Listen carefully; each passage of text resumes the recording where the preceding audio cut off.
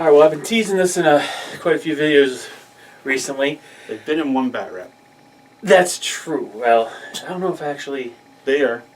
Did I publish it? Yes. Okay. I'm pretty sure you did. Okay, I hope so. Because if not, I've deleted it. Now I'm going to have to go look. Yeah, I wonder, okay, you may have seen this army on the table, you may not have. But this is... In this video series that we're starting today, we're going to be talking about how to take an existing line of models from a completely different game. Not like the undead halflings, because right. As far as we know, there's no game for that. Yeah, exactly. This is taking an entirely complete line of miniatures, though I guess you told me you don't have all of them done, but that I own. I don't even have everything in the range. Okay, so most of the range at least, and converting it into the Warlords of Erehwon rule set. Specifically trying to, if not exactly replicate, at least get the flavor of the original armies in the original game system. So that was hard to do with this one, I think. I don't know, you designed it. I told you one day we sat down. It was either at lunch at a Frostgrave game or after a Frostgrave game. I don't remember. Yeah, it's a few years ago. Yeah. But we sat down and I'm not going to spoil what game system this came from, but I had stuff that for each unit and what they did in the game. And I sat in there and he took notes and I explained to him what the whole premise of the army is in that, and just the funny thing I didn't tell you about, knowing, I don't know if you remember what the premise of the army is. Not the premise, no. Well, I'll tell you off camera because I want to tell you through on here. Okay. But I was playing my undead, which I know you guys have seen. I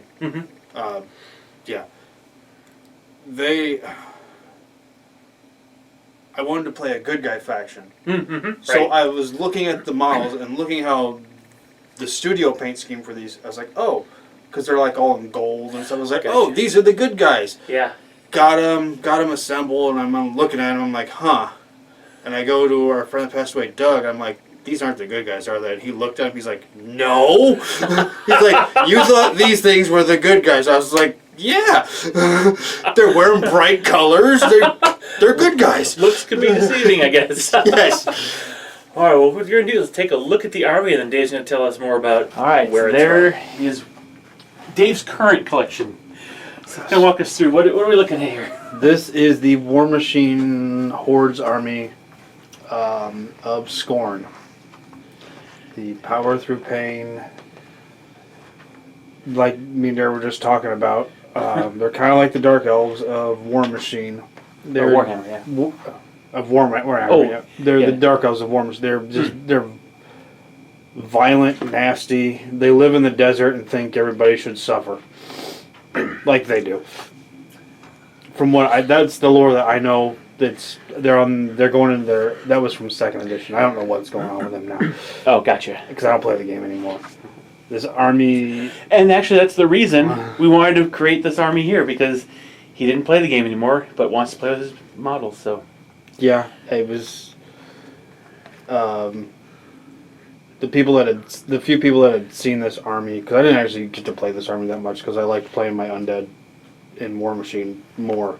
Because I had more of it, so I had more flexibility. This... Even in War Machine was not really a good army for me, because it was hard to get stuff for me, so I slogged through. Because there's stuff that there's one or two models that I really want for this I still want for this army, just because they're cool looking. That I don't have. Maybe someday. But yeah, it's just, and this plays so much. We had to do so much because half of it is technically monstrous units in the army, right? Yes, there are several of them, yes. I'm looking at 1, 2, 3, 4, 5, 6, 7, 8, 9, like at least 10, right? About half the army. Yeah, it looks like that. Yep. All the Sentinels and Titans. And Cyclops, yeah. The Cyclopses, the Scorpions, the Desert Worms, the Scarabs. Yeah. And the other thing was of like trying to figure out one how to handle the. One of the other things that Scorn was not really big on. There's a little bit of corn in them from Fort Warhammer because they don't like ranged weaponry. Okay. Their ranged weapons were kind of and there's not that many. You couldn't really field that many because they didn't like them. They wanted to be in your face. So what they shot was these giant canisters of just razor sharp needles, and trying to come up with a concept for that was interesting. Yeah. Yeah. We'll get to the specific units. Talk about those kind of things as we cover the specific units. But even challenges we faced on specific ones. But yeah, just in general, what do you remember as being the things that you envisioned would be kind of hard to translate? The Titans. All the So these guys back here, all the those big ones, those are the Titans. Because you couldn't make them. You wanted to make them tough, but you didn't want to make them too tough to deal with. And thankfully, our good friend Joker has found the best way to deal with them through accident. That I'm not going to discuss because it made me angry. I'm sure you'll get to see him do it again. Yeah, probably. If he knows he's playing against them. It was just... And just like... But I think between them and the Beast Tamers... I don't know if you need me to move the flag guy. Where's the Beast two Tamer? units. Oh, right back there. Okay. Yeah, these guys right here. This is with the whips. Yeah. They are... I understand why you did what you did with them. I don't like it, but I understand it. Because they are my most expensive... Because in War Machine, their job is to place buffs and extra attacks on all the other... Like, on the Titans, on the Cyclopses, on pretty much anything that's not a... that's regular army unit. Yeah, it's not a regular army unit. They throw a buff on it because they're whipping it, moving it faster, making it angry. So we did that in this, so that makes them very expensive. But they're wearing robes, so they're paper. Yeah, you have to protect them very well, yes. Yeah, they are kind of like with the rats, which I don't know if we're able to do one of the rats because that's a lot of models. Well, but he already has he already has the Ratmen in his list. But we did have one unit that we're going to talk about out of the rats. But with the rats and not more with the rats and the undead, when the rats are very, if you remove one model from them, the whole army kind of falls apart. Mm-hmm. This army doesn't have that problem. It's harder to do stuff without the tamers. Yes, that is true. Yeah, but it feels bad because, like, I want more of them, but I generally can't afford to put more of them out on the table. Yeah, you'll see the point cost of these when we're done. We have to go through the specific units over the series, the video series. Well, do you remember what was the hardest thing for you to design? Yes, I do. And that honestly had to do with your Cyclopses. And that, I forgot what I called him. The shaman? Yes, the shaman himself, because that was that was the most challenging thing. I mean, we'll get that one. We'll get to that one later. But aside from that, none of this really was hard to design. But that was because we talked it through. We talked, what did they do in War Machine? And, well, what does that look like with the existing rule set? What abilities would we have to give them to allow that? And once we came out with that, it was, it kind of made sense. Now, when you talk about those Beast Masters, the Titan Masters there, I definitely wanted to make sure they did have the same use. But you're right. From a point cost perspective, it does throw things. Because, like you said, an expensive unit, unlike a lot of your other ones. But I think that's to Rick's credit.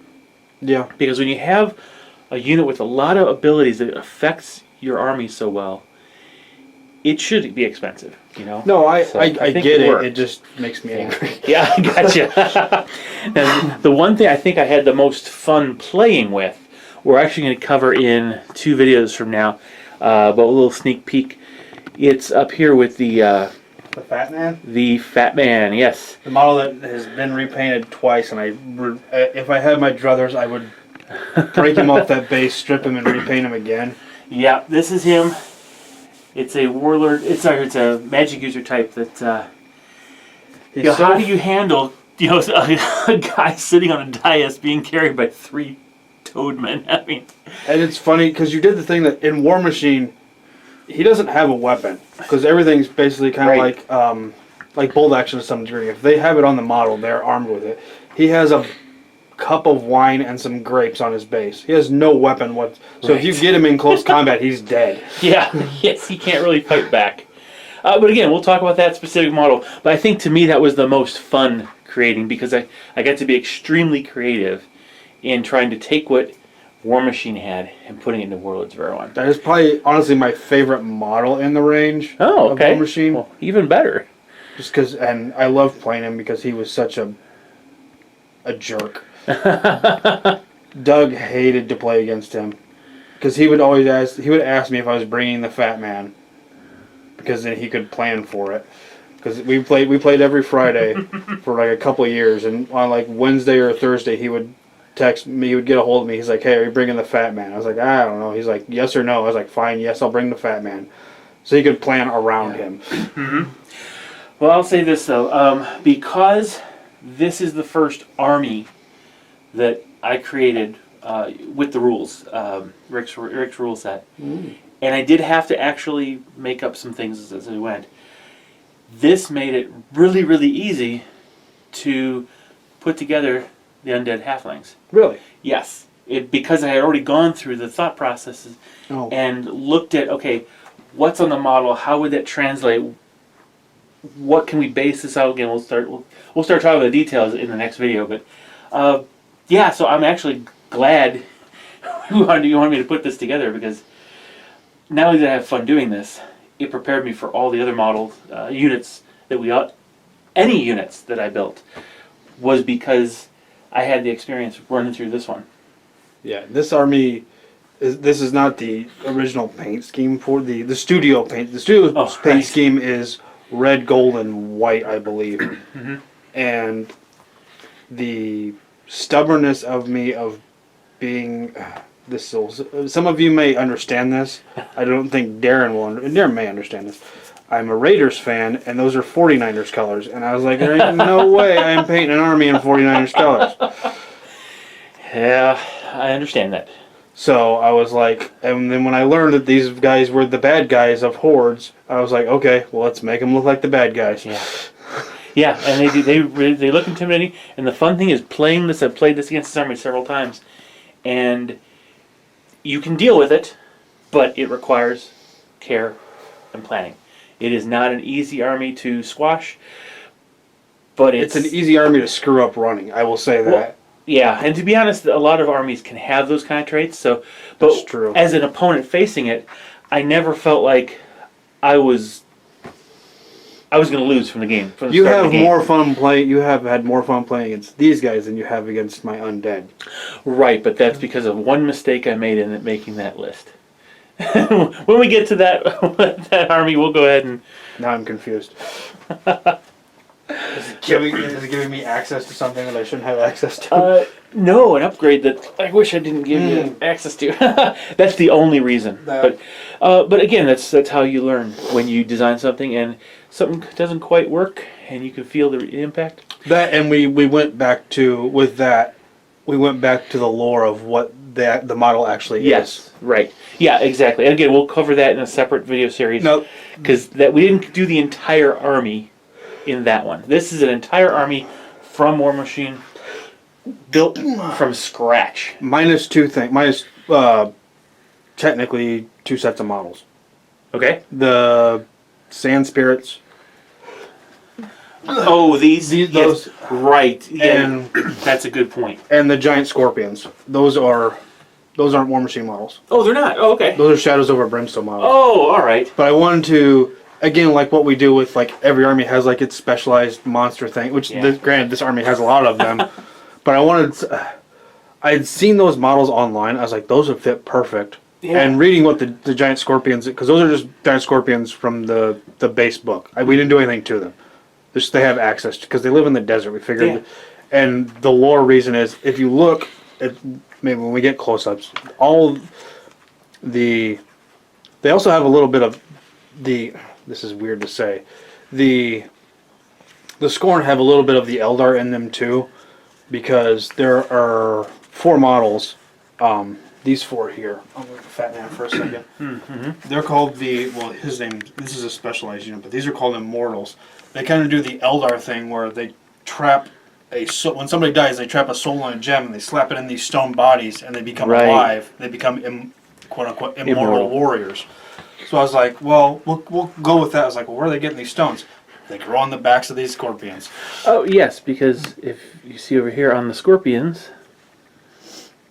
there's little gemstones growing on their carapaces. Like, they're going to bring them to battle because they need to mine them for when people die, because there's... Yep. Because the one thing this army has, well, granted, because I have a lot of them, because it's what they're supposed to be used for, is chaff. Yeah. All right, great. Well, stick around for the next video where we're actually going to start with going over the warlord options for this army. And what did you call this army, Dave? The Verran Empire. Yeah. I have no idea where I found that word. Yeah, so you'll see it when I publish when I put the links to the army list in the description, you'll see it called the Verran Empire.